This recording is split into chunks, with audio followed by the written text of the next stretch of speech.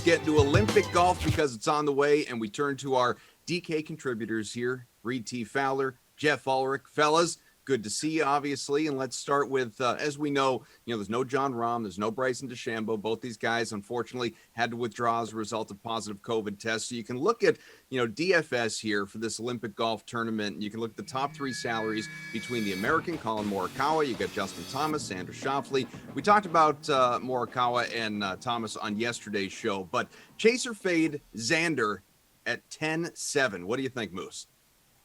I mean, I think these top three guys are all priced appropriately. If you're asking me, I mean, I think that, Colin Morikawa obviously deserves to be 11-2, but I think Xander deserves to be the third highest priced player in this field. I mean, he's outperformed Rory McIlroy, even though Rory does have a win. Xander coming in with 5 top 5 finishes over his last 18 events. This is a player whose, approach game has really improved over his last couple starts as well. He's dipped with the putter a bit, but we've seen Xander be a very consistent putter on the PGA. Bent grass being his best surface for the most part. And I think that's going to help him at these games. And I just think that when you look at Xander's record in these limited field events, you have to like what you see. Wins at the WGC, wins at the Tournament of Champions, wins at the Tour Championship, all against similar type of fields. I'll take him over Rory. I think this is exactly the right price. And I think it's a good price to take a shot on him too if you're going to fade the top two guys. $10,700, Reid. Chase or fade Xander? Yeah, and it's predicated on what you're doing, like Geoff was talking about with the other guys, especially in GPPs, because I think that's what we're all wanting to talk about, right, is winning the GPP. And Xander is usually a cash game, standout. Like he's just so consistent. You rarely see him foible and falter out of what, these bigger tournaments that do have a cut, right? And now when you have a no cut event, Xander is one of those guys that just does so well. Like, what is it like? All of his wins, Geoff, are like on no-cut events, essentially. 3 of the 4, yeah. Yeah, Tournament of Champions, Third Championship. So we know, right? He has the Justin Thomas air about him where he can shoot a 62 very easily, kind of like how what JT did on Saturday at the Players, where he shot a 64, 8 under. That's clearly in Xander's back pocket, very easily accessible. Not so much at Rory these days, but we'll get to him in a little bit. But yeah, Xander properly priced feels right, as opposed to in other majors where you're like, Xander is the third highest guy on the boards, or third lowest guy on the board, and he's behind like the Brysons and the Brookses of the world. I know Reid's been doing this a while because that right there is a professional tease. Let's stay north of 10K, go to the guy from Northern Ireland, and that is Rory McIlroy, who is $10,300. Chase or fade, Reid? He makes a run in Tokyo.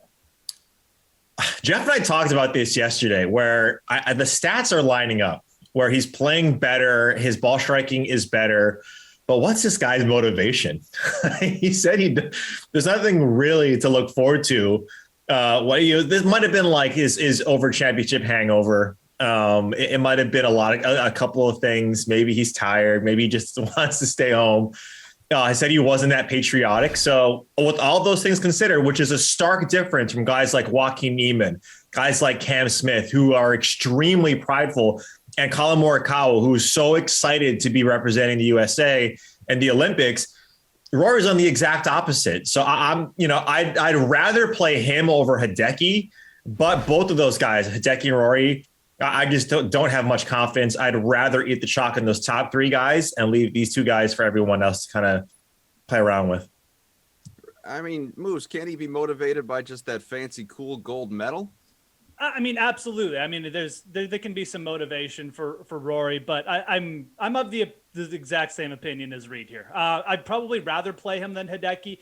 Rory's approach game has been really consistent coming into this event, which is really the only thing that intrigues me about him. But you look at what he's done, especially compared to those top 3 Americans.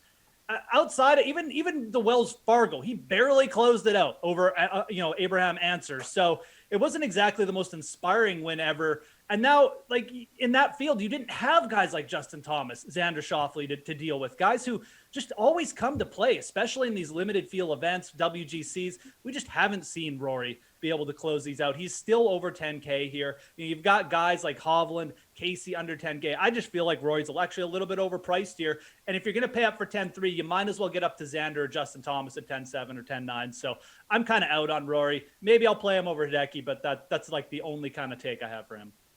Guys, there's sports, there's life. Often they intersect, but when they intersect like this, it makes for a big, big story. We take a look here at SUNGJAE Im, Siwoo Kim. These two guys, a different kind of pressure on the line here, obviously, going into this tournament. If either of these guys should medal, that will make them exempt from mandatory military service in their native South Korea. Obviously, I mean, that is significant here, Geoff. So let's go right back to you. Chase or fade either of these guys? No, I mean, this is a huge story. I mean, I think that even if you're just like a casual viewer or you're just, a casual golf player, PGA DFS golf player on DraftKings, that this is something you're going to want to watch the Olympic golf event for. Both these guys have a ton on the line. And I think both of them have very good shots this week. Siwoo Kim is a player who has typically dominated on like, easier setups. His win at the Wyndham comes to mind, his win at the American Express. He got to like 20 under par in both those events. He's been played a little bit, up and down, but that's just Siwoo Kim. I think he's very good value at 7,800. I think he's going to be popular. I am more interested in SUNGJAE Im here.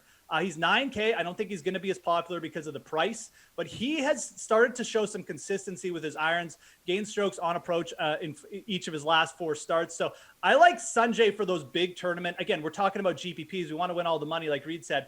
I like SUNGJAE for more of a tournament play here. I think he's not going to be that highly owned because of the price. And I think that, he might be the one that's peaking at the right time for this. Again, a ton on the line. Do you want to take these guys to win? Probably not, because I feel like if they're in contention for a medal, they're really going to be protecting that placing rather than going for the win because it's so much on the line. But I really do like both these guys. And I think SUNGJAE, again, is the tournament pick you want to look at. Reid, what do you think? Chase or fade? Yeah, my heart says to chase Siwoo. My head says to chase SUNGJAE, just because of what it means to the game of golf. SUNGJAE is probably outside of KJ Choi, a guy who can do what Hideki did for Japan for South Korea. Like, that's how good he is. That's what his upside can be. Siwoo is just great, right? Because we usually get him at like triple number odds at like plus 10,000. And he comes out and he wins. That's his upside as well. What this means for these guys is massive, right? They forewent the Open Championship to play here and to prepare here. That's how important it is. And we see careers, Sung Yul No and some of these other guys, Sang Moon Bae, who have gone over and done their 2 years of service and have come back and have not been the same golfers that they were when they were on the PGA Tour before. So this is huge. This doesn't just mean that they're going to stop for 2 years and then they're going to resume where they were 2 years from now, 2 years after their service. They have no idea. We have no idea what that's going to mean, the implications that it has on their games when they're doing that. So I'd probably chase SUNGJAE, even though he's in between. He's sandwiched between two guys that I really want to play in Joaquin Niemann and Cam Smith. And Siwoo, he's probably going to get a ton of the roster percentage and sentiment because of his price tag.